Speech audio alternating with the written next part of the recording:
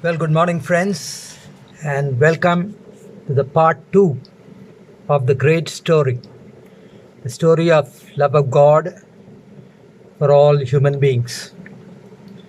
Well, we have seen in the first part who is God.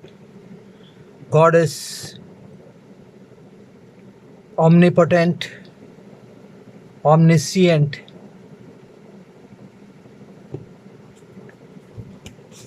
and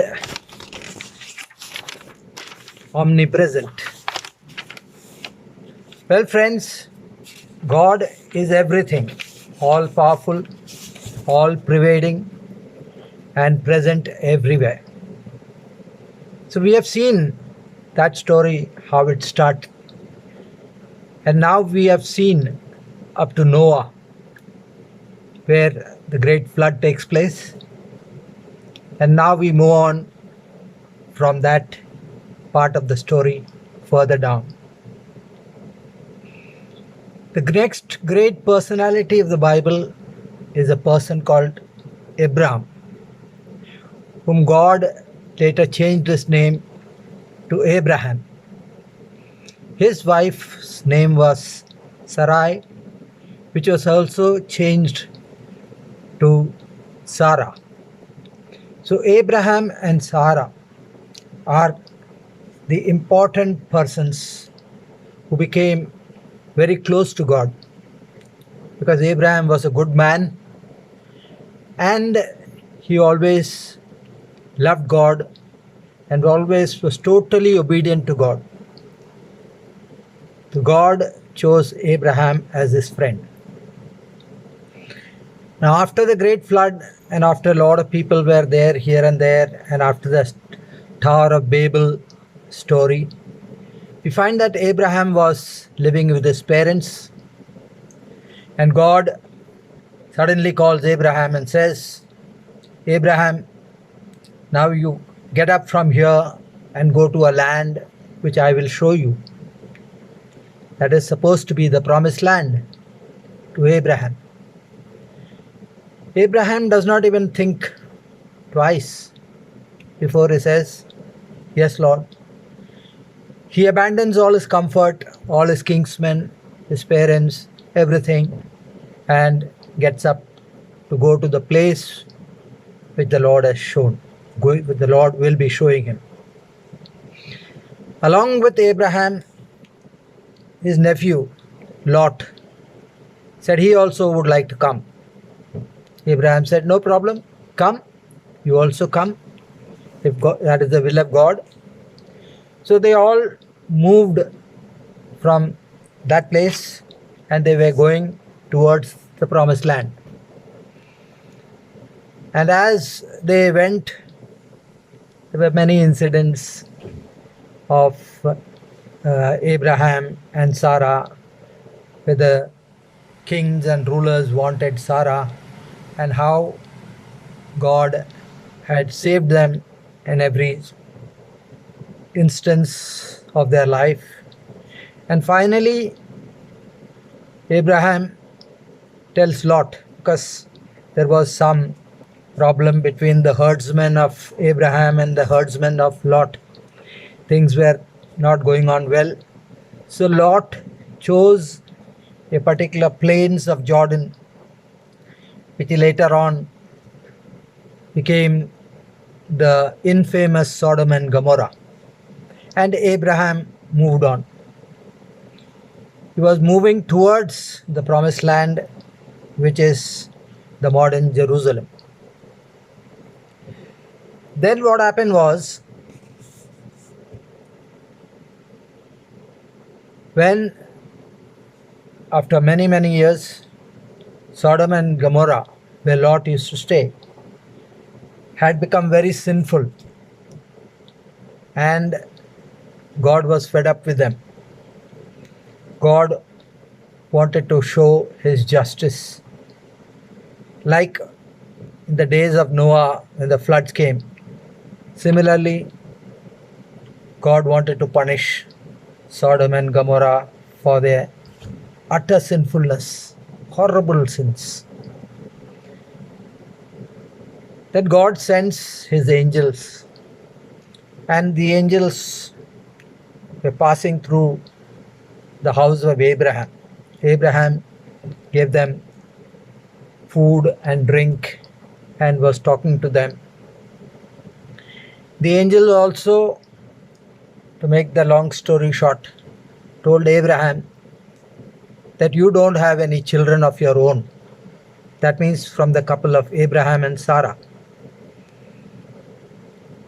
And before that could happen, Sarah, since she knew she was barren, she had told Abraham to take Hagar, her maid, Sarah's maid, and through that to have a son or a child. And fortunately or unfortunately, Abraham had a son through Hagar, whose name was kept as Ishmael. Now Ishmael was born, so Hagar became very rude and angry with Sarah and always used to taunt her. Then finally, when these angels came, they told Abraham that you will bear a son through Sarah. Sarah laughed at it. Abraham also did not believe, because he was more than 100 years old and Sarah was also 90, past the childbearing age. So how could that be?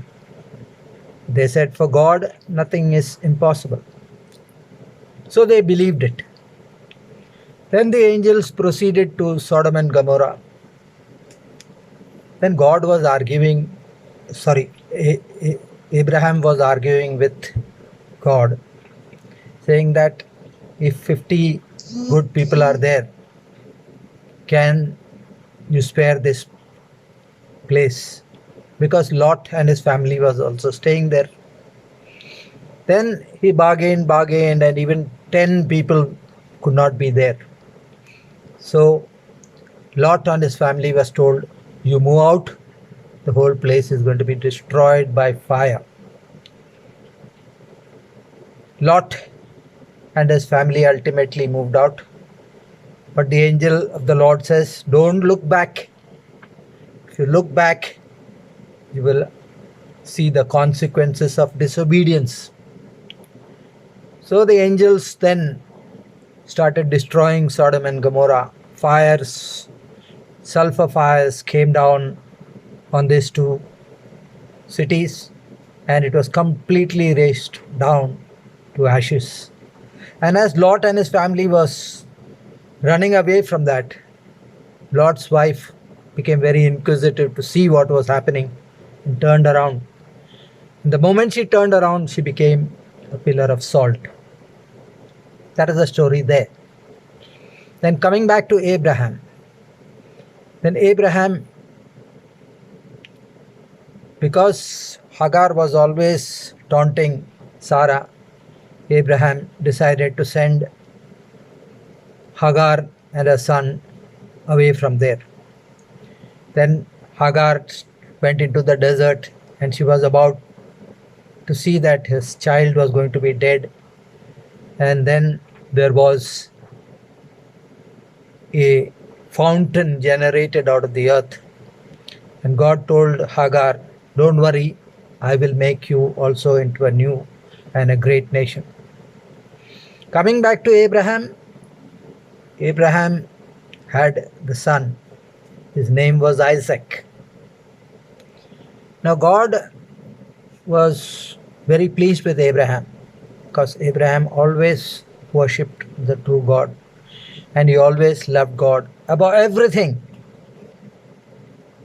So what was his most precious possession? That was his son, because that is the only thing that will see that his generation will come forward from then on and become into many nations. So what God said was, he wanted to test Abraham.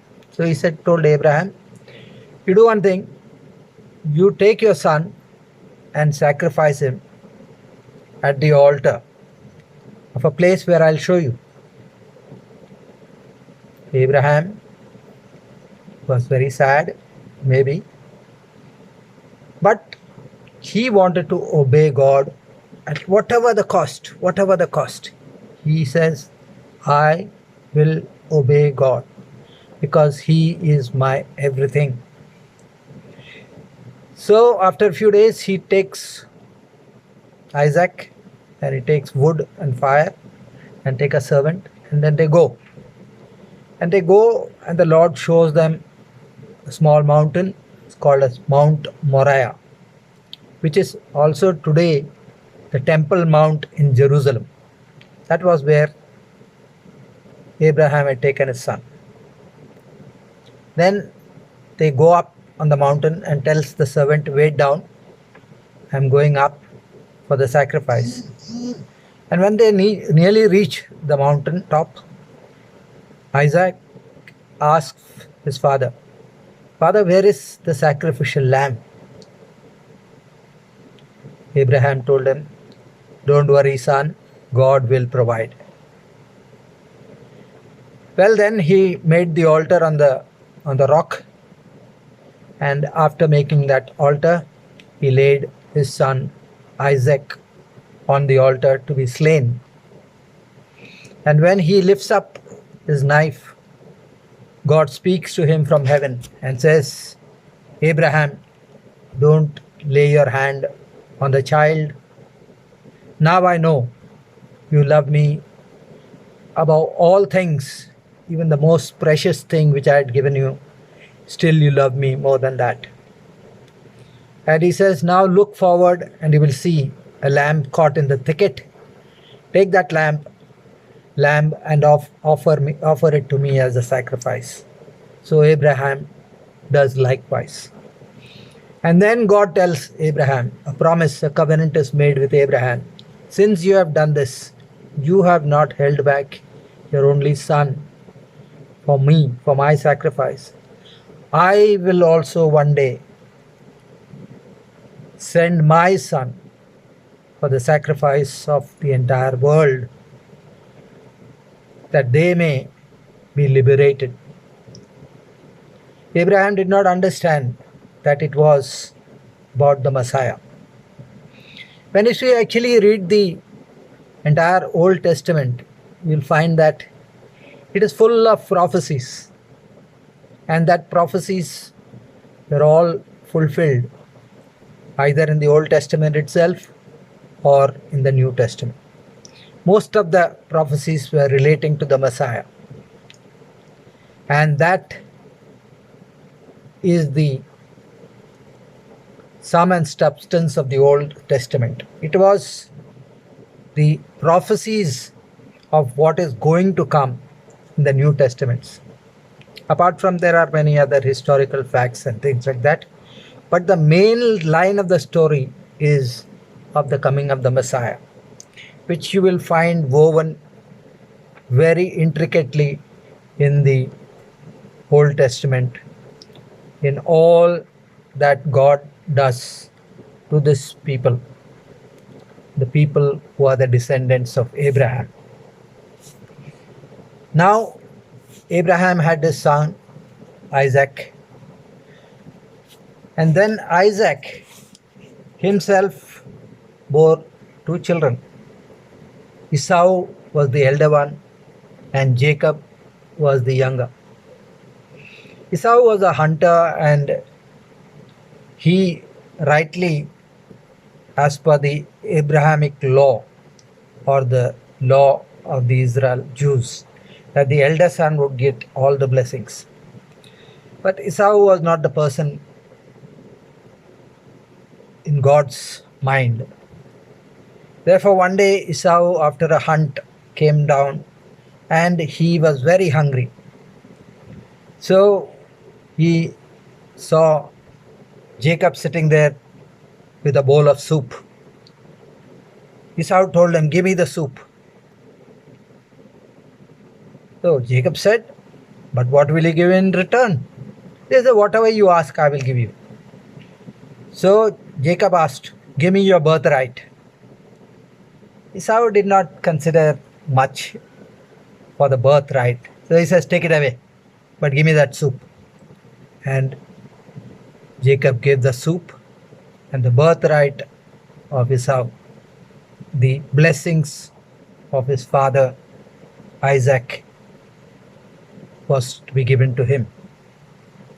Finally, Jacob gets that blessing and he moves on. There was an enmity between Esau and Jacob, and therefore Jacob went away from there. Then Jacob was the person whom God had chosen, and he changed his name to Israel. And that's why we have the Israelites.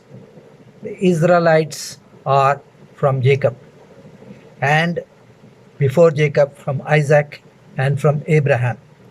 Abraham was considered as the father of faith and the beginning of this generation, and his descendants, through him finally the Messiah would come. So from Abraham coming down, you will come up to David, who was the king, and from David you will have the line down to Jesus.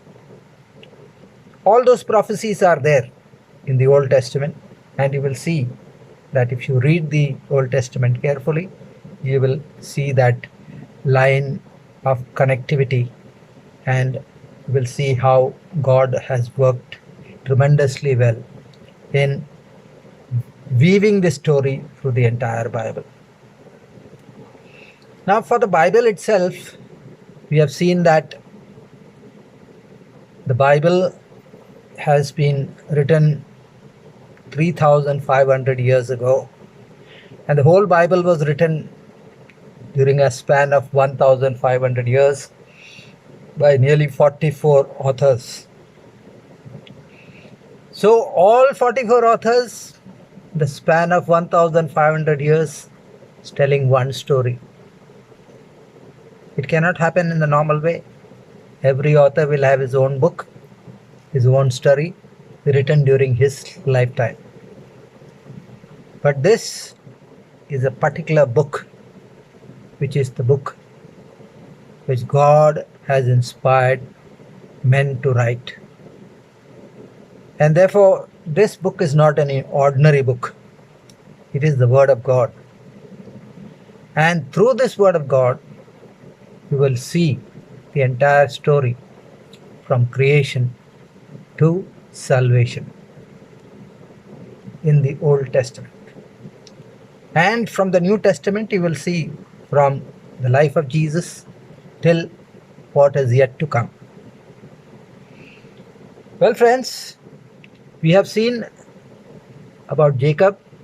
His name has been changed to Israel by God. He had 12 sons. And these 12 sons were the 12 tribes of Egypt. And that is how we have the tribes of the tribes of Israel. And from these 12 sons, we have the story of Joseph. Joseph was the youngest son of Jacob, and he was very much loved by his father. And his father had given a multicolored coat to Jacob. And because of this, the other brothers were very jealous of him. And because of their jealousy, they wanted to do away with Joseph. And one day when they were grazing their sheep in a far off place, Joseph goes there to meet his brothers. And the other brothers of Joseph conspires a act of killing Joseph so that his father's love would be given to the other children. Very foolish of them to think. So they were about to kill him and mix his coat with the blood of one of the lamb. When he was about to do that, Benjamin said, okay, now why do we kill him? We'll throw him into a dry well. And they throw him into a dry well. And after some time, some Ishmaelites were passing from there. and they sold Joseph to them. And the Ishmaelites took Joseph and went to Egypt. See how God's story is woven so beautifully. And there Joseph was brought by one very important officer of the court of Egypt, and he takes Joseph to his house. Joseph was very handsome and he was very good in his work, and God's grace was on him.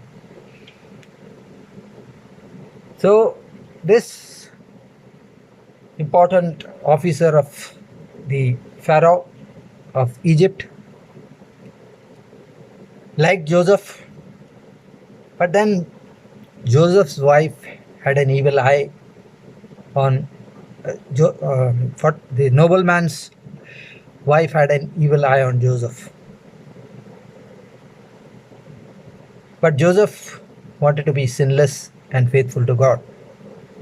So she tried all her tricks, but when she failed, she put a false case on Joseph, and thereby Joseph was thrown into a prison.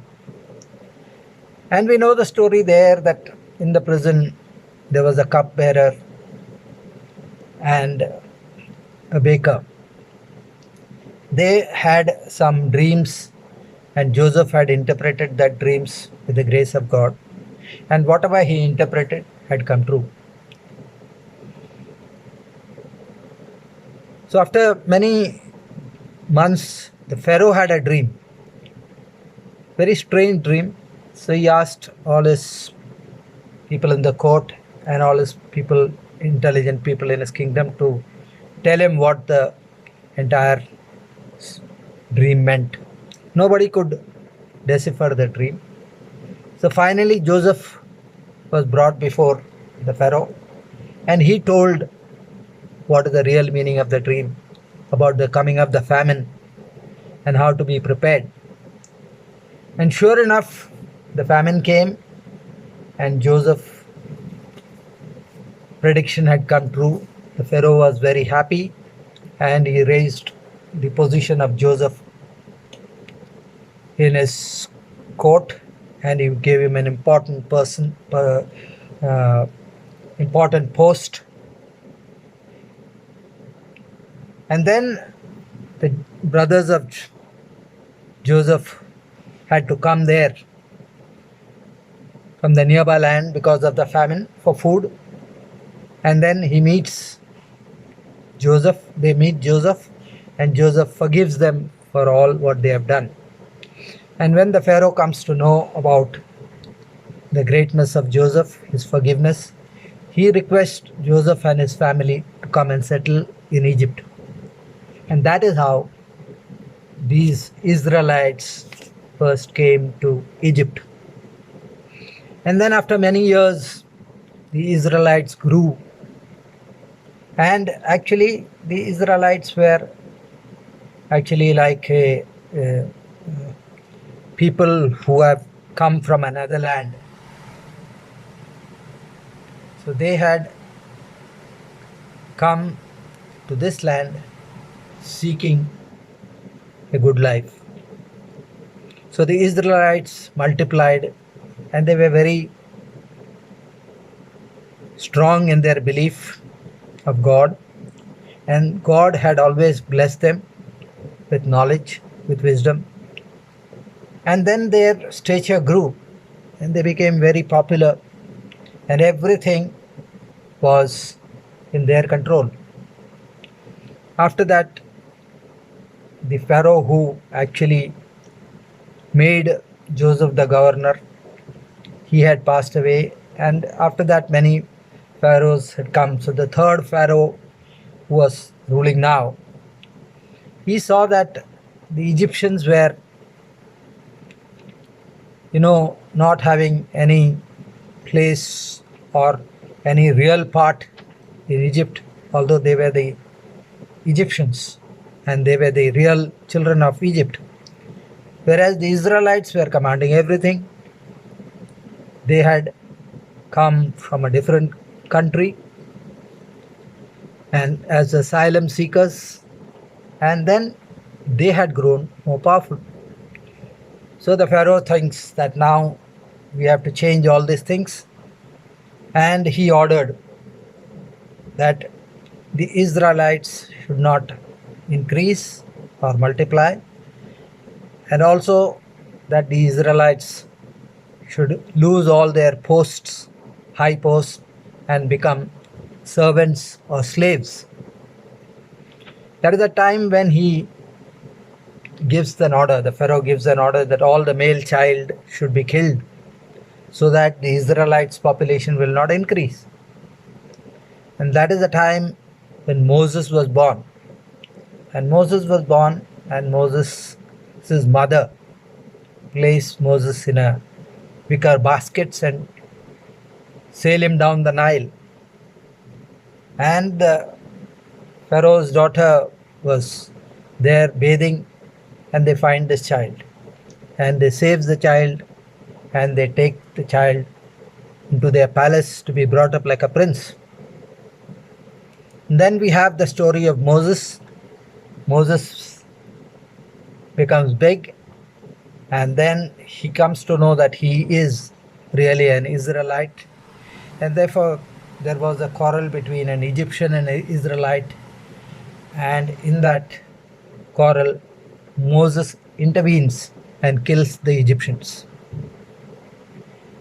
And later on the Egyptians are searching for who the killer. Then there was an argument between Moses and these Israelites, and they threatened to expose him about the murder. So Moses flees from there and goes to a far off land close to Mount Sinai. And then we know the story of Moses. The Israelites' condition becomes bad to worst. And as slavery is taking their toll, they pray to God and ask God for their liberation. Now, this particular aspect of the slavery of the Israelites and their redemption is actually a mirror image of what is to come in the New Testament. Here, from the physical slavery, God delivers them out of Egypt into the promised land, which was the land originally promised to Abraham. So similarly, you will find a similar relief or the removal of slavery of mankind from sin to the liberation to eternal life by the redemption and salvation by Jesus Christ. So both these stories would become like a mirror image of each other. One relating to the earthly life and the other relating to the heavenly life. Then when Moses was chosen to liberate the Israelites from the Pharaoh, it was not an easy task. Moses went, but the Pharaoh refused. And that is the time when God wanted to deliver his judgment on Pharaoh. As God would give his judgment on Satan at the end. So the Pharaoh did not listen to him. So God sent 10 plagues, one after the other. The water was to become red as blood. Then the plague of frogs, the plague of locusts. There are many plagues. All 9 plagues were the important ones. And after all these 9 plagues, the Pharaoh said, "No, I will not let them go because I wanted them. And as slaves, they have to be here, otherwise, I will not have slaves. Finally, God was fed up and he says, now what is done, and now I am going to give the final plague. And that is called as the plague of death. So that was the plague at the time of Passover. This particular plague is very important because it shows you the exactly the same thing for the liberation. Because after the 10th plague, the Pharaoh will yield and they will send the Israelites to their freedom. Similarly, Jesus Christ, on the day of Passover, he sacrificed himself like the lamb. So there is a strong correlation between this Passover and that Passover, which we will see when we come there. Now, as for the 10th plague, the plague of death, Moses was told to take a lamb and should be without blemish, like what it would be with Jesus, without sin. So this without blemish, this lamb was to be taken, and it had to be slain on the 14th day near the Passover, and the blood of the lamb was to be put on the doorpost. So we have to consider this very critically, the blood, because without the blood there was no liberation. So the blood was to be shed and it has to be put on the doorpost. And thereafter, another important aspect is that the body of the lamb has to be eaten. They had to roast it and eat it. So these two aspects were there, the blood and the body to be eaten. Which again, if you come to the New Testament, you'll find Jesus saying, unless you eat my body and drink my blood, you cannot be liberated or you cannot be redeemed. So therefore, Moses commands the Israelites to do this. And when they do that, the angel of death, the angel of God, comes over the land of Egypt and visits all the houses except those where the blood of the lamb was seen. And all the firstborn of men, human beings, animals, birds, whatever, the firstborn were all killed. And that is the final straw on the camel's back. And Pharaoh says, okay, Baba, you take your people and go from here. I'm fed up of you. And that begins the story of Exodus, the movement of the people from Egypt to the promised land. And it was during the time of Moses that he had written 5 books. That was the first time the books were written. And these 5 books were called as Pentateuch. They start from Genesis, Exodus, Leviticus, Numbers, and Deuteronomy. These are the very famous book which gives you the entire the commandments of God, how to live, how to be liberated, and the process from which they started from Egypt to the time when they went into the promised land. All these are given in details in these books. So this book tells you the purpose and the relationship between God and his people. So this is part of the love story. And then once we have now come from the first part to the second part, and now we stop here and we go to the third part, which tells you what happened after they reached the promised land, or the details of some part of the journey, which took nearly 40 years in the desert, traveling from Egypt to the promised land. How God guided them, and because of their bitterness, and how the 10 Commandments came.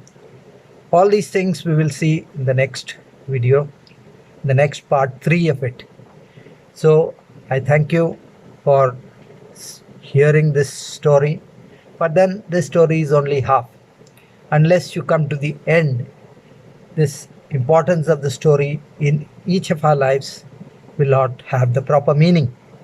We must see till the end.